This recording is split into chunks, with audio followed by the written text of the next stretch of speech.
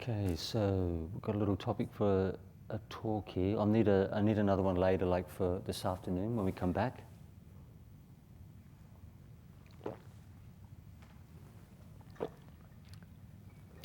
So this particular person wanted to talk, say about a way to forgive and make peace regarding family wounding. So as all of you know, we're very, very, I wouldn't say super close. The vast majority, we tend to have very firm relationships with mum and dad for good or for bad or neutral, and brothers and sisters. So within the say the family fraternity, especially as a young person, you spend quite a reasonable amount of time with them. Most young people don't leave home till they're at least say 15.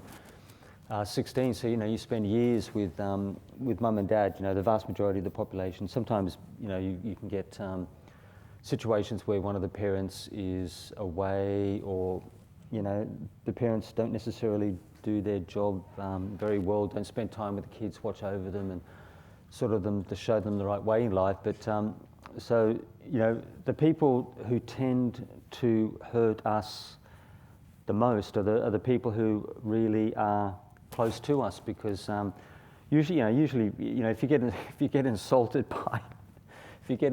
by strangers or people on the street, it's not as offensive if your own father calls you like an AH or something sort of really extreme, just goes bonkers and then starts swearing in your face. So the people, so naturally those people who are most close to you on the heart level are the ones that are going to affect you when things don't go so well or things go wrong. And especially young people are very impressionable, very sensitive. So whatever you do to a child on any level whatsoever is the effect can go quite deep. And so if mum and dad really don't raise their children correctly, they can mess them up for years and years. So how do we deal with this? You have a situation with family. The family dynamics are not fantastic. Eventually, you leave home. You may have contact with the parents, but there's this underlying feeling of say unease, or there could be resentment or anger and all sorts of mixed emotions in relation with the parents. And naturally, daughters relate differently with mum and dad. Sons relate slightly differently, with the gender, say gender personality. But you find that if mum and dad, if they really say hurt you, there can be all sorts of different types of abuse: emotional, psychological, physical abuse. And because children, in essence, they sort of they're imbued with a natural sense of trust. They look to their parents to guide them and protect them, and they trust their mother and father, just almost instinctually, biologically. Especially women who have children, who have babies, have children, have that natural sense of protection and nurturing. Males have it, but not at the same. Biologically, they don't have it at the same level, because babies and infants, if their mothers didn't care for them and watch over them, it's very, very likely that their lives can be endangered, their lifespan could be affected. So, so how do you deal with it? You've got a situation where the mother and father could have really hurt you, really traumatized you, and so how are we going to actually work with this? So when you look at your personal issue, you've got to look at the big. It's very easy for me to say these things, but I'm just coming from a Dharma perspective. You have to really look at the big picture overall. It's just not just you and say mum and dad, and possibly even say the siblings, brothers and sisters, because there's other complicated stuff can come onto the scene as well. But you're looking at the whole past karma of these people. So it's as if our current personalities are not complicated enough as it is. Every single one of us, numberless lifetimes, hundreds of thousands of lifetimes, as the Buddha stated in the sutta. But naturally, the most recent, karma arises according to time and place, according to the people you meet. And so if you have an individual, if you, say for example, have a parent or a sibling who treats you poorly, they disrespect you, they abuse you on some level, there's a major breach of, say, like trust, there's abuse of power and authority, all that,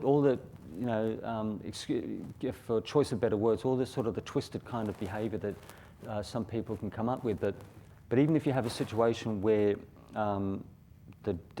say something like the mother, something like she doesn't care for say like her son, or the father, he oversteps the line with his daughter.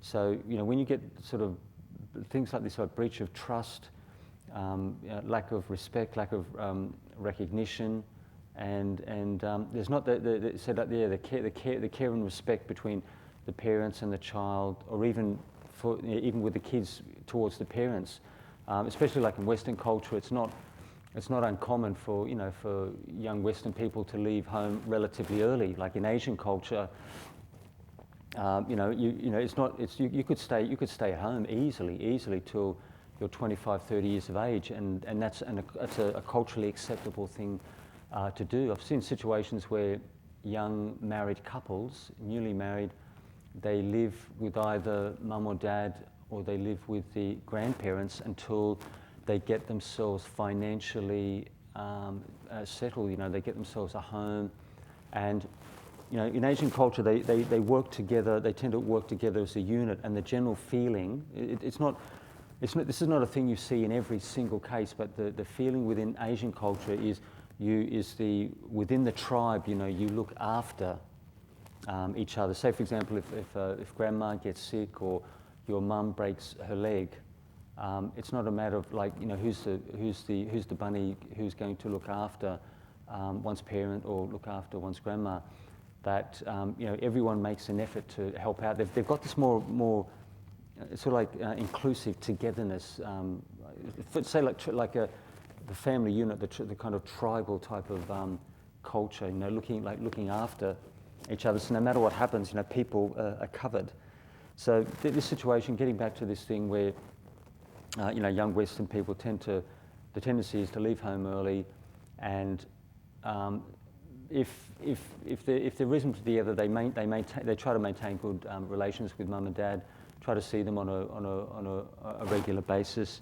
But in Asian culture, it's much more pronounced. There's a greater sense of affinity, recognition, respect, and gratitude towards the parents. So you raise the child in that fashion. And from what I've seen, there's less over time, because I've lived in both Asian and Western communities. You tend to get less trouble coming up between family members, and siblings, within the Asian fraternity, because of the way people are raised. They're raised with more more cultured values, like Buddhist values. But you get different nuances. When you look at Muslim culture, Hindu culture, you'll see those elements as well. It's not just say Buddhist Asian culture. It's you get a mix of different qualities arising. So you have a situation where I've seen scenarios where people, you get, say for example, a brother or sister, and they become, say, ostracized within the family fraternity, and there can be all sorts of different issues rolling. But if you can't, so for example, because people are so well connected on the internet, you can find resources very easily. You can get counsellors, clinical psychologists at the drop of a hat. Make an appointment, very short space of time, even with government support. and get some advice and guidance which way you should work with the family that you have trouble with. So because of the complication, I sort of have to be probably a little bit more precise. So essentially, whatever the emotional makeup is between you and the family members, the dynamics are, what's going wrong. So, say for example, if I was raised in an unsatisfactory manner, and I felt a sense of it could be something like even like say disappointment, resentment with the parents. I felt that could be things like I saw it in a friend of mine that his father never really supported him when he was young. Even when he was a young man, even when he was trying to find work, his father never actually put his hand on his son's shoulder, gave him some guidance. Because his dad was like a small manager within Telstra, in charge of a team. So even with his own son, he didn't really make an effort. Just like drinking on a regular basis, and so he could hold his job together, but his family life just wasn't. He just didn't. He just wasn't performing to his full potential as a dad.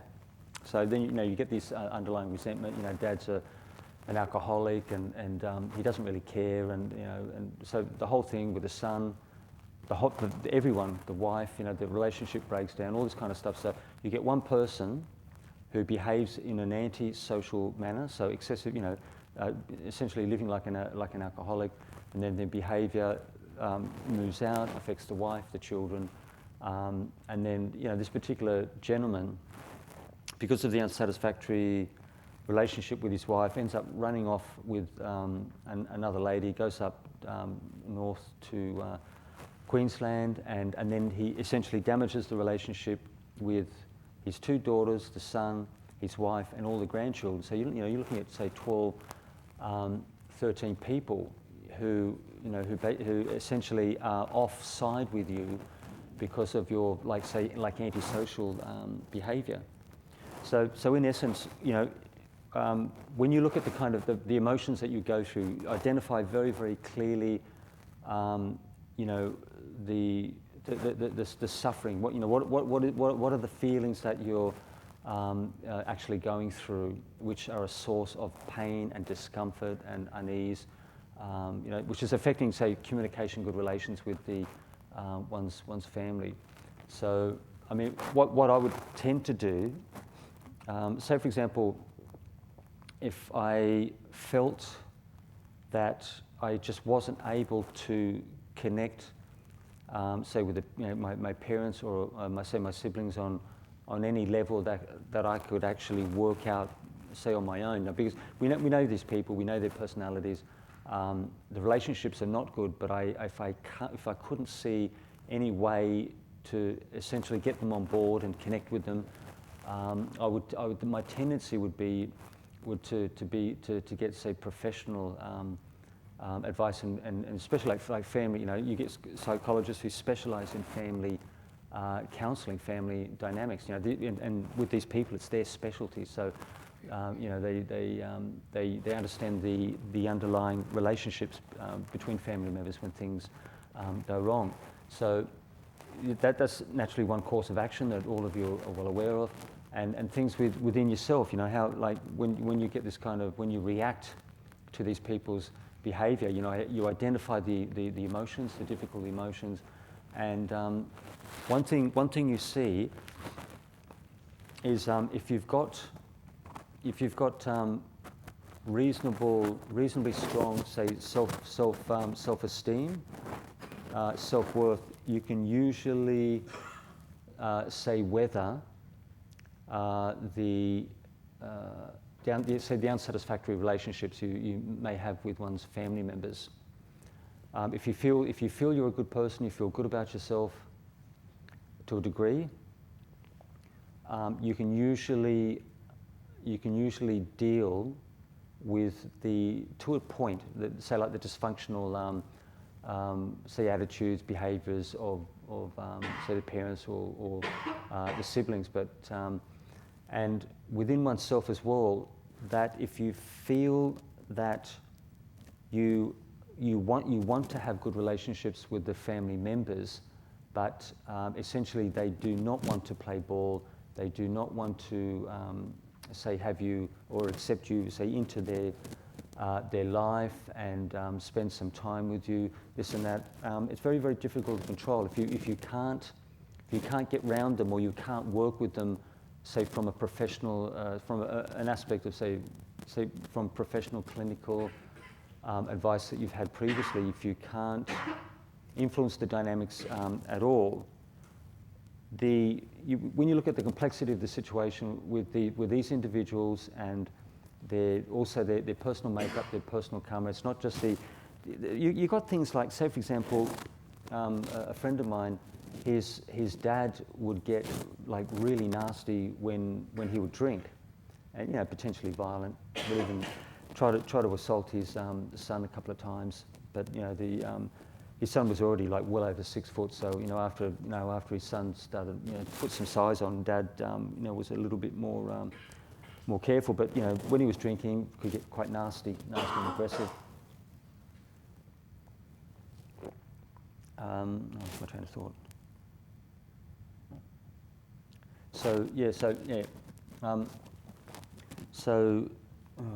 Let me think. Just give me a minute.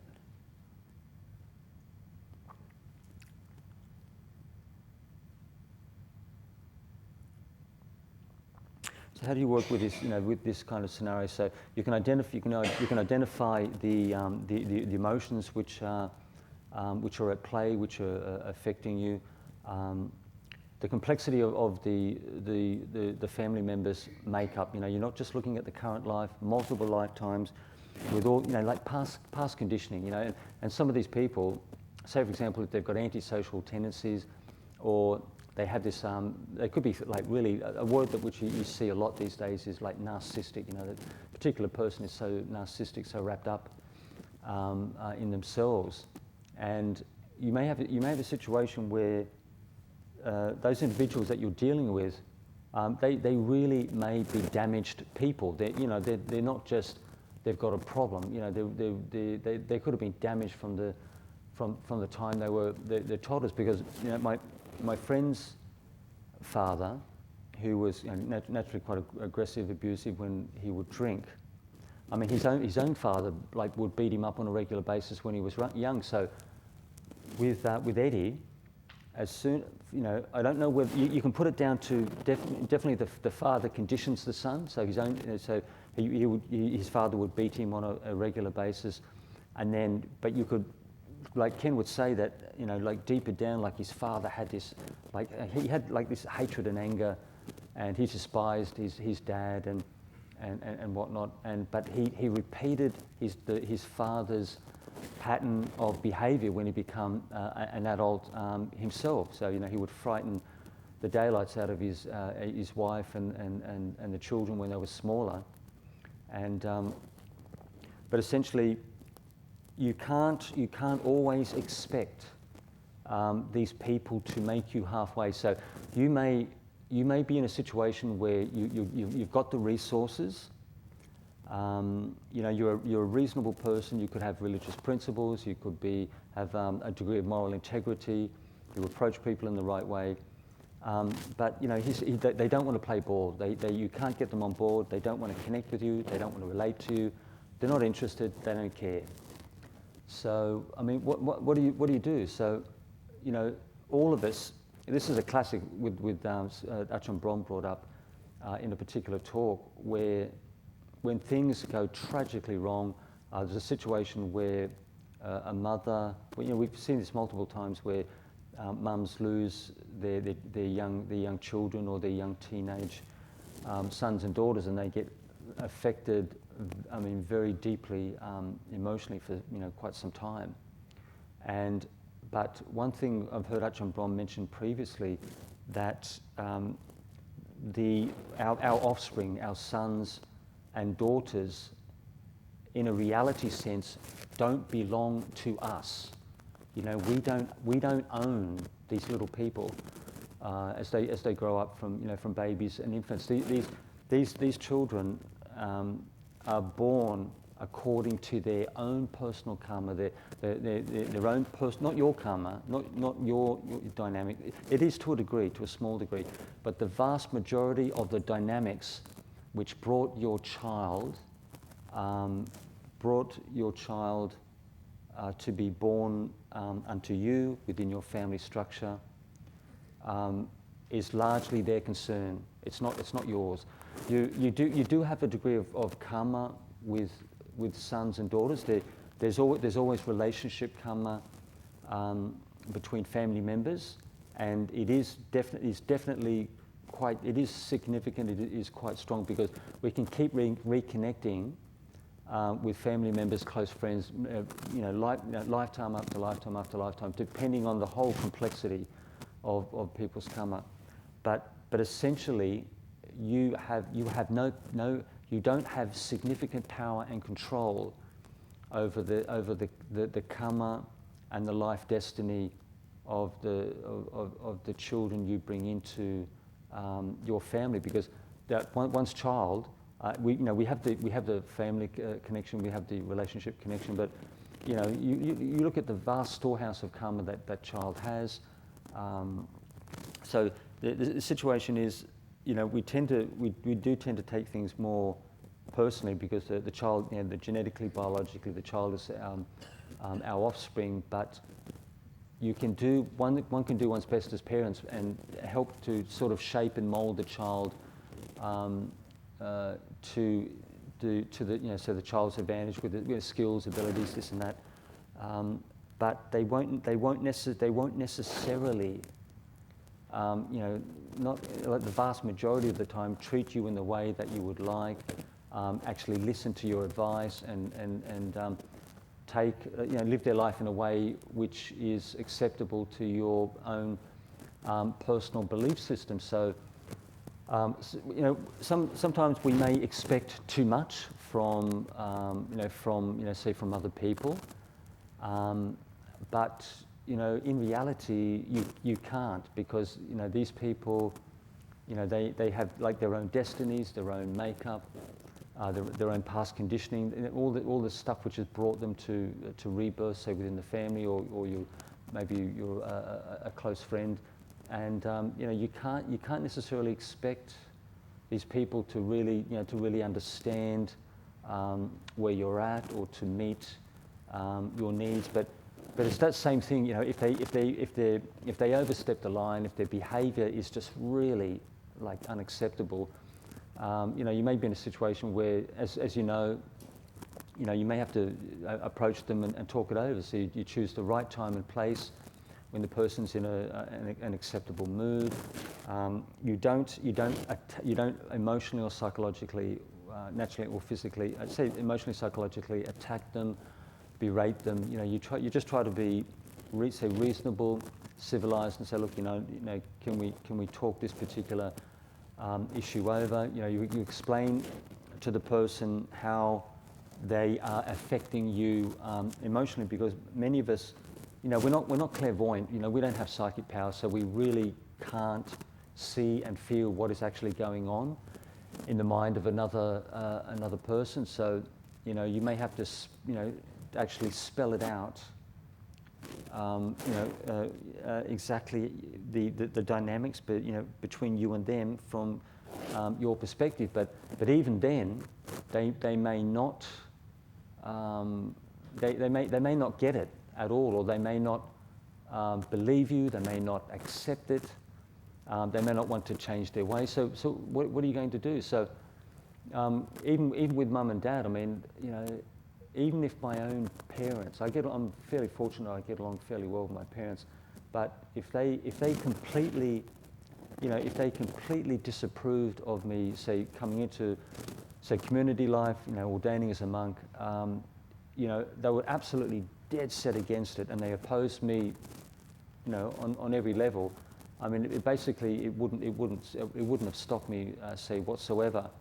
From my perspective, I still would have made efforts to connect with the parents, have good relations with mum and dad, but there's absolutely no way they are going to dictate the course of my life. My father, to give you an idea, my father, he's very, very, he's not like greedy, but he's very, very good with financial dynamics, investments, and this and that. But my younger brother, in a nutshell, he's his own man, bit of a macho man, very, very physical, combat sports and boxing, all sorts of things. And he would not listen to my father at all when he gave him advice. Because my father's quite a good mechanic, wouldn't listen when he would buy cars, when they were looking for a house, when he was at home with his girlfriend, and they, my father said, look, he said you can stay with us for 12 months. The rent that you give me I'll actually put aside as a deposit. And he said you can go out and then you're both working and then get your own home. So he wouldn't listen, but he did this repeatedly, and my father got so miffed. My father's a pretty smart guy, and he grew up. He had a situation where his father was illiterate and an alcoholic, and his mother had several, say, like mental health issues. So with like manic depressive, schizophrenia, suicidal, all this kind of stuff. So you imagine growing up with two like dysfunctional parents like that. You either sink or swim. So my father's got a very strong survival mentality. He's been through the traps. He knows how to get ahead in life. My younger brother wouldn't listen at all, and he's living in a it's a nice house in a rental in Campbelltown. Both those guys have been working for well over, say, at least 25 years, and they've got virtually nothing behind them. So they're probably behind financially, absolute minimum between them, at least $1 million plus, maybe $1.5 million. When you look at the earning power that those two had, they could have had a big house, nice car, everything else, all the material things that people need in general. Society could have been well set up, and because of wanting to get into different financial dynamics, this and that, wouldn't listen, and I went a different way myself. So even though my father had a lot of worldly experience, had good intentions, my brother didn't take it on board, and for myself, I don't have an incredible interest in say, worldly pursuits, in money or finances. So, even then, no matter what good intentions Dad had, both sons didn't accord with his wishes. So essentially, so like wrapping it up, if you have people, so within say the family fraternity, the relationships are not good, as you all understand. There are a number of things that you can do in order to connect, improve things, this and that. But if they don't, if they won't meet you halfway, if they don't want to play ball, essentially it's not really your problem. You just get on with your life. Like a lady was talking with me recently. The husband, she's probably about 65. She's been a meditator for some time, but the husband is not. He's not behaving like a husband. He's not interested in her.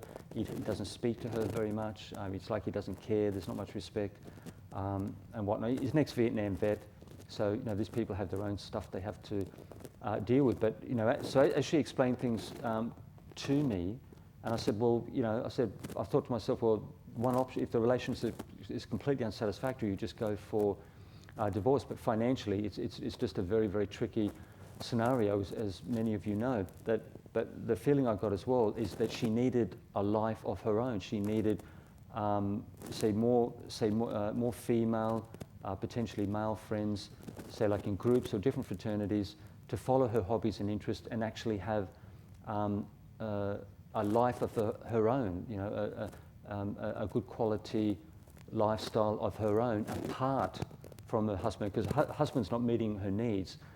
Is not really interested in her as a person. She's a good person, practicing Buddhist, but his character's unsatisfactory. So even though she's told him multiple times, he won't listen, he doesn't care, So, that's my mentality. If you can't go for divorce because of, especially the financial difficulty, the problems, courts and lawyers, all this other tricky stuff, you generate a life of your own, which is not dependent on your husband, because he's just not up to say like his role as a partner. Okay, so let's see. Let me think. What can we do? Just give me a minute, and I'll just think of maybe another approach with the meditation.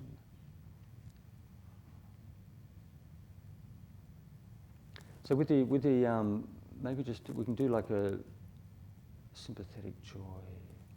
Sympathetic joy. Something you might find interesting is this is like a modified version of sympathetic joy, where you bring to mind, say, the good qualities that you see within oneself. And this can be quite good for, you actually have to feel it out to see if it works for you. But the general principles affect the vast majority of people in a similar way. You look at all the good qualities that you see within yourself on a personality level, and then you look at all the good things that you've actually done for family, friends and relatives and general society.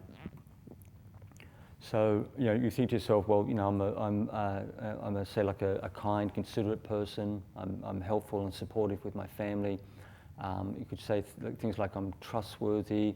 I have a sense of loyalty with my say close friends. I'm say like industrious. Not lazy with my work, my occupation. People say like trust me.